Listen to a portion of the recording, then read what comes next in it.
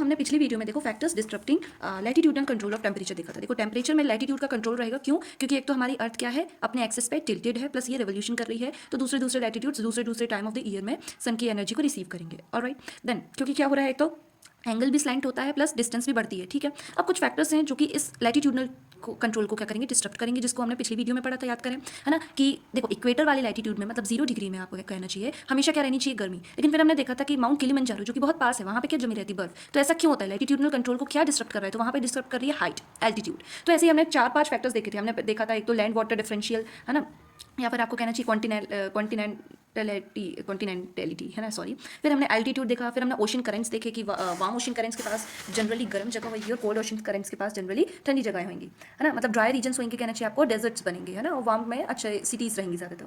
फिर हमने देखा था लोकल विंड्स जैसे वार्म लू वगैरह, वार्म विंड्स और कोल्ड विंड्स। कोल्ड में हमने क्या पढ़ा था, बुरान पढ़ा था, है ना, और वार्म में क्या पढ़ा था, हमने लू पढ़ा था। ठीक है, फिर हमने क्या देखा था, माउंटेन का स्लोप देखा था, स्लोप एस्पेक्ट देखा था। तो ऐसे हमने 5 फैक्टर्स पढ़े थे। राइट, अब हमने पढ़ना है एटमॉस्फेयर सर्कुलेशन। एटमॉस्फेयर सर्कुलेशन क्या होता है कि हमारा जो एटमॉस्फेयर है उसमें कुछ सर्कुलेशन चल रहा है, मतलब ये जो एयर है ना, मतलब एटमॉस्फेयर किससे बनता है, एयर से बनता है। आपको पहले फर्स्ट वीडियो क्लियर करनी पड़ेगी आपकी एटमॉस्फेयर की। ठीक है, तो एटमॉस्फेयर हमसे हमारा किससे बनता है, एयर से बनता है। एयर स्टैटिक तो होती नहीं, एयर कैसी होती है, डायनेमिक होती है। ठीक है, तो जब ये एयर हॉरिजॉन्टली मूव करेगी, मतलब कि लेटे लेटे मूव करेगी, तो आप इसे कहेंगे विंड्स, और जब ये वर्टिकली मूव करेगी तो आप उसे कहेंगे करंट्स। इसलिए आपको याद होगा कि हम वर्टिकल करंट्स कहते हैं, विंड्स नहीं कहते हैं। बस ये नॉमेनक्लेचर है, तो आपको ध्यान रखना है इस बात का। ठीक है, ठीक है, अब हमने पढ़ना है कि ये क्यों हो रहा है, एटमॉस्फेयर सर्कुलेट क्यों हो रहा है। तो देखो, आपने जब हमने पढ़ा था अर्थ के बारे में, तब हमने देखा था कि अर्थ क्या है, अर्थ के अलग अलग क्षेत्रों में, जैसे कि अलग अलग लैटिट्यूड में अलग अलग हीट डिस्ट्रीब्यूट हो रही है ना, ओरिजिनली अलग अलग डिस्ट्रीब्यूट हो रही है। ठीक है, तो नेचुरल हीट क्या है, नेचुरली हीट इम्बैलेंस चल रहा है हमारी धरती में। ठीक है, तो एटमॉस्फेयर सर्कुलेशन क्यों होएगा, ताकि इसको बैलेंस में ला पाए, ताकि हम इक्वलाइज कर पाएँ या बैलेंस कर पाएँ इस इम्बैलेंस को। तो एयर सर्कुलेशन रैंडम नहीं होएगा, वेल डिफाइंड होएगा। और इसी एयर सर्कुलेशन को पढ़ने के लिए हम कुछ मॉडल्स पढ़ने वाले हैं। तो ये वाले जो मॉडल्स हैं, ये क्लासिकल मॉडल्स हैं जो कि बहुत एजम्पशन पे बेस्ड हैं। तो देखो, ज़रूरी नहीं है, और क्या ज़रूरी नहीं है, क्या ये एजम्पशन सही नहीं है, लेकिन फिर भी एट फाउंडेशन लेवल में समझने के लिए ये सब एजम्पशंस बनाई गई इन मॉडल्स में। ठीक है, तो पहला मॉडल हम पढ़ने वाले हेडलीज मॉडल, या फिर थर्मल मॉडल, या फिर हम इसे यूनिसेल्युलर मॉडल भी कहते हैं। अब हेडलीज मॉडल क्यों कहते हैं, क्योंकि इसको प्रोपाउंड हेडली ने किया था। थर्मल मॉडल क्यों कहते हैं, क्योंकि ये थर्मल मतलब कि समथिंग रिलेटेड टू टेम्परेचर पे बेस्ड है। और यूनिसेल्युलर मॉडल क्यों कहते हैं, यूनि मतलब होता है वन, और सेल मतलब सेल्युलर मतलब सेल। तो इस पूरे मॉडल में उन्होंने एक सेल बनती हुई दिखाई, एक सेल आपके नॉर्दर्न हेमिस्फीयर में और एक सेल आपके सदर्न हेमिस्फीयर में। तो देखो, एजम्पशंस उन्होंने क्या माना, जो कि दोनों ही गलत माने। पहले उन्होंने क्या माना कि नो लैंड वाटर डिफरेंशियल, मतलब कि लैंड वाटर डिफरेंशियल नहीं है, अर्थ क्या है, होमोजीनियस है। अब ऐसा क्यों माना उन्होंने, तो हमने देखा एक कॉन्सेप्ट के बारे में जिसे हम कहते हैं स्पेसिफिक हीट। हमें पता है लैंड की स्पेसिफिक हीट कम होती है और वाटर की स्पेसिफिक हीट ज़्यादा होती है, मतलब कि वाटर ज़्यादा एनर्जी लगाता है एक अपने टेम्परेचर को 1 डिग्री से बढ़ाने के लिए एज़ कम्पेयर टू लैंड। तो अगर ऐसा होएगा कि मान लो कि लैंड वाटर डिफरेंशियल होएगा, तो ये क्या करेगा कि डिस्टर्ब कर देगा हमारे लैटिट्यूडनल कंट्रोल को, और ये हेडली साहब नहीं चाहते थे। इसलिए उन्होंने माना कि अर्थ क्या एक होमोजीनियस सर्फेस है, जिसमें ऐसे लैंड वाटर डिफरेंशियल नहीं है, मतलब स्पेसिफिक हीट का डिफरेंशियल नहीं है, मतलब कि लैटिट्यूडनल कंट्रोल को कोई चीज़ डिस्टर्ब नहीं कर रही है। देन सेकंड उन्होंने माना अर्थ क्या है स्टेशनरी, मतलब नॉन रोटेटिंग है। समझ में आई बात? तो आप इस फोटो में देखो, उन्होंने क्या बोला कि एयर सर्कुलेशन कैसे चल रहा है हमारी धरती पे, कि ये फोटो है अर्थ की, और इसमें क्या बना है, ये जो पेंसिल से मैंने बनाया है, ये है ट्रोपोस्फियर। ठीक है, ट्रोपोस्फियर की हाइट इक्वेटर पे ज़्यादा रहती है, पोल्स में कम रहती है, ये हमने पढ़ चुका है। तो एयर क्या करेगी, इक्वेटर पे एयर क्या होगी, राइज होगी हीट से, है ना, इंसुलेशन से हाइट राइज होगी, मतलब हीट होगी, फिर राइज होगी, राइज होते होते अलॉन्ग दी ट्रोपोपोस्ट ये डाइवर्ज हो जाएगी टूवर्ड्स दी पोल्स। ठीक है, अब पोल्स में ये एयर ठंडी होगी, सिंक करेगी और अलॉन्ग दी सर्फेस ये वापस आ जाएगी हमारे इक्वेटर पे। बस इतनी सी बात है। ठीक है, तो ये सब लिखा हुआ है, आप पढ़ लो। ठीक है, तो यहाँ अलॉन्ग द सर्फेस बहुत इंपॉर्टेंट है, और अलॉन्ग दी ट्रोपोपॉज बहुत इंपॉर्टेंट है। ठीक है, तो आपने देखा कि ये जो मॉडल है, इसको थर्मल मॉडल क्यों कहते हैं, क्योंकि it is getting induced due to solar insolation, right? And why is it called in unicellular? Because it is having single cell per hemisphere. तो ये हो गया हमारा हेडली सेल। ठीक है, हेडलीज मॉडल ये ज़्यादा क्या कहना चाहिए आपको, टफ नहीं है। अब आने वाले के साथ साथ हमारी जो कॉम्प्लेक्सिटी है बढ़ती जाएगी, क्योंकि ये अमंग द फर्स्ट आपको कहना चाहिए मॉडल था जो कि अर्थ के एयर सर्कुलेशन के बारे में दिया गया था। अब देखो, इस मॉडल से हमें एयर सर्कुलेशन तो पता नहीं चल रहा है ना, तो हमें एक और dynamic more complex and complicated cell model को देखना पड़ेगा, ताकि हम एयर सर्कुलेशन को अच्छे से समझ सकें। ठीक है, तो देखो बेटा, अब हम पढ़ने वाले हैं पेरिस का model. Paris model is also known as tricellular model और डायनेमिक मॉडल। अब इसे डायनेमिक क्यों कहते हैं, डायनेमिक इसलिए कहते हैं क्योंकि इन्होंने असम्पशन में एक चेंज ला दिया, उससे आपको समझ में आ जाएगा कि इसे डायनेमिक क्यों कहते हैं। देन इसे ट्राइसेल्युलर क्यों कहते हैं, ट्राइसेल्युलर मॉडल इसे इसलिए कहते हैं क्योंकि इसमें अभी आपको समझ में आ गया होगा कि पर हेमिस्फीयर कितनी सेल्स बनेंगी, 3 सेल्स बनेंगी, मतलब टोटल 6 सेल्स बनेंगी। ठीक है, तो देखो फेरल के मॉडल और हेनरी के मॉडल में असम्पशन में थोड़ा चेंज है। पहला असम्पशन तो इन्होंने भी सेम रखा कि there is no water and land water differential, है ना, बट सेकंड एजम्पशन जो हेडली के मॉडल में था, इन्होंने उसको फैक्टर इन कर लिया, मतलब कि उन्होंने रोटेशन ऑफ द अर्थ को फैक्टर इन कर लिया, ठीक है। तो अब देखो, since the earth is rotating, तो यहाँ पे एक अपेरेंट फोर्स लगेगा जो कि हॉरिजॉन्टल वाले जो मूवमेंट होंगे एयर सर्कुलेशन को, उसको डिफ्लेक्ट करेगा, ठीक है, which is also known as Coriolis force, ठीक है। तो this causes apparent deflection in moving bodies in horizontal movement. जो भी बॉडी मूव करेगी अर्थ में हॉरिजॉन्टल मूवमेंट में, इसमें ये डिफ्लेक्शन करेगा, है ना। तो अभी हम कॉरियोलिस फोर्स समझेंगे। अच्छा, ये देखो बात ध्यान रखने लायक है कि ये वर्टिकल बॉडीज़ में नहीं लगी, मतलब जो वर्टिकल चीज़ें जो होंगी उसमें ये नहीं लगेगा, है ना। देखो, तो जब इक्वेटर से हवा ऊपर, मतलब ये जो एयर करंट ऊपर एक्सपेंड करेगा, है ना, तो उसमें कॉरियोलिस फोर्स नहीं लगेगा। लेकिन जब ये अलॉन्ग द ट्रोपोस्फियर आपका और ट्रोपोपॉज आपका पोल्स में जाएगा, तो वो कौन से मोशन में आ गया, हॉरिजॉन्टल मोशन में आ गया, तो वहाँ आपका कॉरियोलिस फोर्स लगेगा। अब कॉरियोलिस फोर्स लगेगा तो हम कह रहे हैं, लेकिन कॉरियोलिस फोर्स लग क्यों रहा है, तो ये इसलिए लग रहा है क्योंकि हमारी जो अर्थ है इसकी रोटेशन स्पीड अलग अलग है, अलग अलग लैटिट्यूड में, ठीक है। देखो, अर्थ की रोटेशन स्पीड फास्टेस्ट है हमारे इक्वेटर में और स्लोएस्ट या फिर जीरो है हमारे पोल्स में, ठीक है।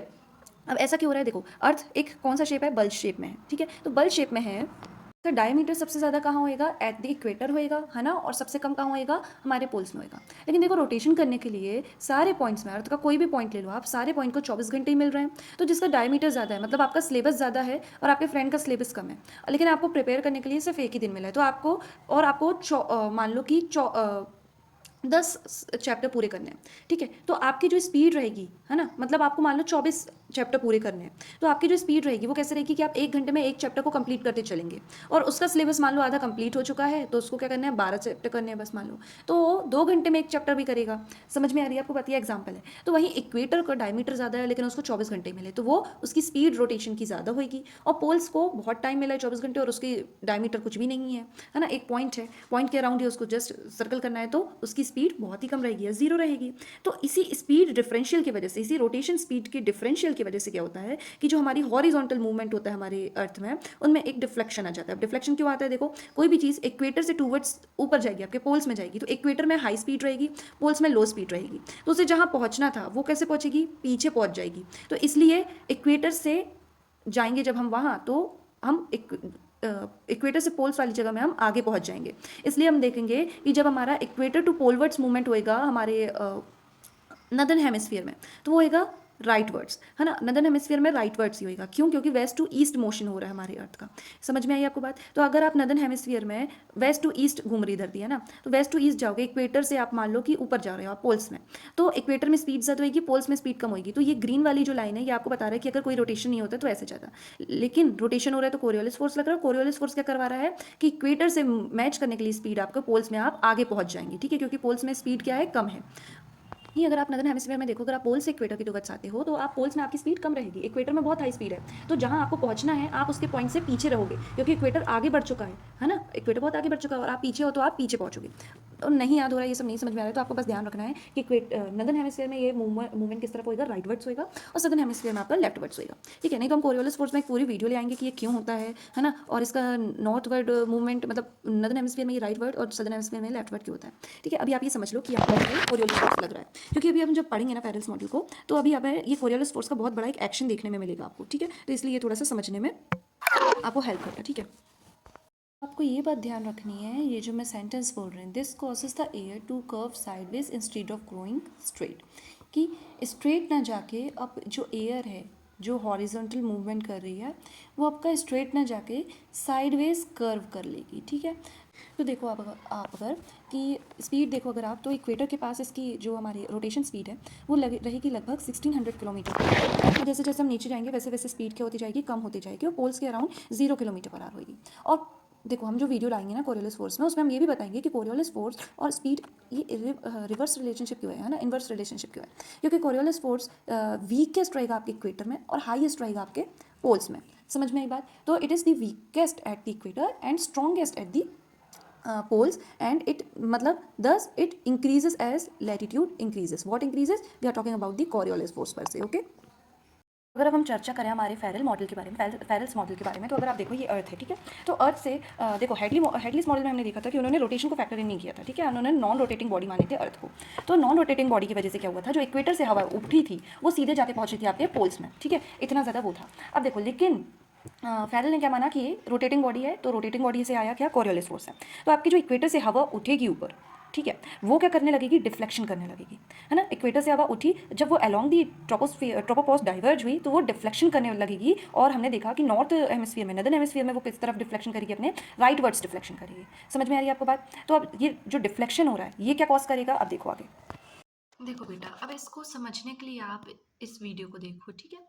What starts the motion at the equator, equator में क्या हो रहा है, इंटेंस सोलर हीटिंग हो रही है, जिसकी वजह से सरफेस वार्म हो रही है, एयर वार्म हो रही है और एक्सपेंड करके लेस डेंस हो रही है।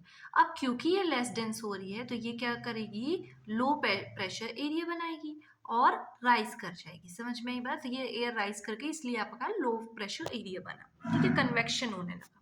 फिर rising air is the engine of the Hadley cell, है ना, ये आप बाद में समझ जाएंगे। अब ये हेडली सेल तो हमने समझा था कि एयर राइज हो गई थी और ऊपर उड़ी थी, ठीक है, यहाँ तक कि हम समझ चुके थे।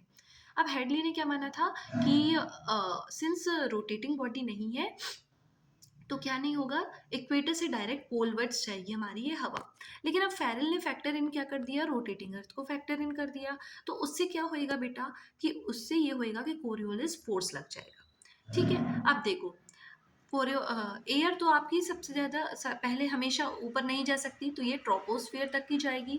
ठीक है, और ट्रोपोस्फियर पे मतलब ट्रोपोपॉज से ये क्या हो जाएगी, स्प्रेड हो जाएगी साइडवेज, मतलब यहाँ हम डाइवर्जेंस अलोफ्ट कहते हैं। जैसे ये देखो, यहाँ से हवा ऊपर आई और ट्रोपोपॉज से इसने साइडवे डाइवर्ज कर ली, तो इसको हम क्या कहते हैं, डाइवर्जेंस अलोफ्ट कहते हैं। ठीक है, it flows from the equator towards higher latitude. अब ये इक्वेटर से हवा कहाँ जा रही है, देखो बेटा, हायर लैटिट्यूड्स में जा रही है, और यहाँ पे इस तरफ जाएगी। समझिए आई बात, ठीक है।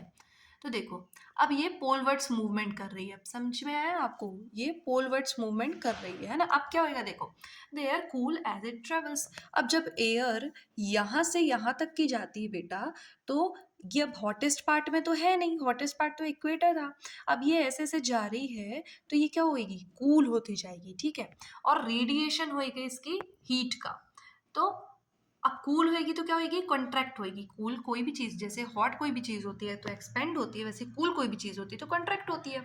और वहाँ पे अगर डेंसिटी कम होती तो यहाँ डेंसिटी बढ़ती है कॉन्ट्रैक्शन की वजह से। तो एयर क्या बन गई, हैवी हो गई। ठीक है, एयर क्या हो गई, हैवी हो गई, यहाँ से गई कूल, उसने हीट छोड़ते गई, है ना। अब एयर यहाँ पे क्या हो गई, हैवी हो गई। अब क्या होएगा कि देखो, अब जब तक कि एयर रीच करेगी 30 डिग्री, नॉर्थ में भी और साउथ में भी, जब तक एयर 30 डिग्री लैटिट्यूड को रीच करेगी, कोरियोलिस फोर्स तब तक, कोरियोलिस इफेक्ट तब तक की स्ट्रॉन्ग हो जाएगा। अब कोरियोलिस इफेक्ट देखो 0 होता है इक्वेटर में, तो यहाँ पे नहीं है, लेकिन 30 डिग्री के आते आते कोरियोलिस इफेक्ट क्या हो चुका है, स्ट्रॉन्ग इनफ हो चुका है डिफ्लेक्शन स्टार्ट करवाने के लिए। समझ में आ रही है आपको बात। अब देखो, ये कौन सा मूवमेंट है, आप देखो, हॉरिजॉन्टल मूवमेंट, सॉरी, हाँ, हॉरिजॉन्टल मूवमेंट है, ये तो वर्टिकल मूवमेंट हुआ अर्थ के रिस्पेक्ट से, समझो, ठीक है। तो ये हॉरिजॉन्टल मूवमेंट है ना, हॉरिजॉन्टल मूवमेंट हो रहा है। अब देखो, कोरियोलिस इफेक्ट्स बिकम स्ट्रॉन्ग, ठीक है, और poleward motion is deflected into east west flow. अब क्या होएगा कि ये जो पोलवर्ड मोशन है ना, कि ये जो पोल तक की जाना था, मतलब यहाँ से यहाँ एक हेडली सेल बनता, तो ये क्या होने लगेगा, अब ईस्ट टू वेस्ट फ्लो बन जाएगा। ये समझ में आ रही है आपको बात, ये ऐसा फ्लो बन जाएगा, ठीक है। The air starts racing around the planet instead of moving farther north और साउथ। अब ये अराउंड द प्लैनेट मतलब 0 से 30 डिग्री जहाँ से उठा और जहाँ तक की एंड किया, वहाँ पे ये रेस अराउंड करने लग जाएगा, ठीक है। तो वो एयर है हमारे पास अब जो कूलर है और डेंसर है और स्टक है, मूविंग साइडवेज, साइडवेज मूव कर रही है ना, और कहाँ पाइल अप हो रही है, अपर ट्रोपोस्फियर में पाइल अप हो रही है, और this creates high pressure aloft. समझ में है, अलोफ्ट की अभी हम बात करेंगे, बस आपको ये समझना था इस वीडियो में कि 30 डिग्री में ही क्यों बन रहा है। समझ में आई बात, अलोफ्ट हम बाद में समझ लेंगे। अभी देखो, ये why it specifically happens around 30 degree, तो ये है enough distance from the equator for cooling to occur. देखो 30 डिग्री में क्या हो रहा है, एक तो कोरियोलिस फोर्स भी एक्टिव हो रहा है, स्ट्रॉन्ग इनफ हो रहा है, प्लस आपकी एयर जो है वो यहाँ पे हीटेड अप थी, वहाँ कूल इनफ हो रही है, ठीक है। तो enough distance from the equator for cooling to occur, strong Coriolis for deflection blocking further poleward movement. अब देखो एयर कूल हो चुकी है लेकिन अभी नीचे नहीं गई है। अब एयर कूल हो गई है, कोई फोर्स इसमें लग नहीं रहा है कि वो उसको नीचे करे, लेकिन क्या हो रहा है कि अब कोरियोलिस इफेक्ट आ रहा है 30 डिग्री तक की, और कोरियोलिस डिफ्लेक्शन इतना स्ट्रांग हो चुका है 30 डिग्री तक के आते आते कि अब इसका जो है मोशन, जो पोलवर्ड्स मूवमेंट है उसको ब्लॉक कर दे और डिफ्लेक्ट कर दे, है ना। ठीक है, तो upper level convergence create pressure belt, तो ये आपको नहीं देखना है, ठीक है। तो ये हो गया, ठीक है। अब जब यहाँ देखो एयर सिंक करेगी, है ना, when air sinks it warms relatively, humidity drops, cloud don't form, rain is suppressed, that's why Sahara, है ना।